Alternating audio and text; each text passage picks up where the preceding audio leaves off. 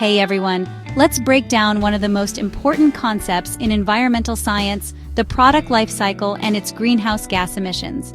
Whenever I pick up a product, I like to think, where did this come from and where is it going? That's the life cycle from raw materials through manufacturing, transportation use, and finally, disposal.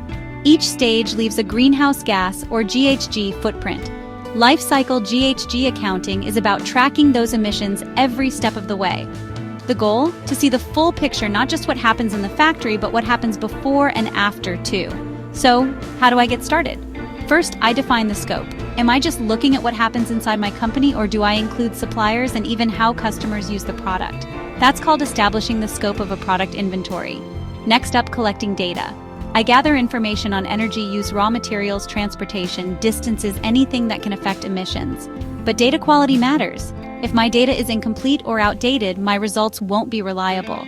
That's why it's critical to check sources, verify numbers, and always note any assumptions.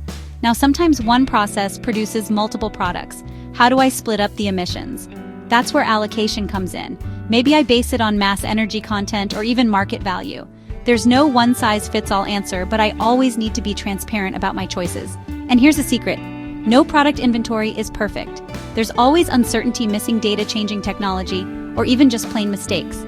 My job is to assess how big those uncertainties are and include them in my reporting. So next time you see a carbon footprint label, think about the data, the scope, and the story behind that number. That's what life cycle GHG accounting is all about. Thanks for watching.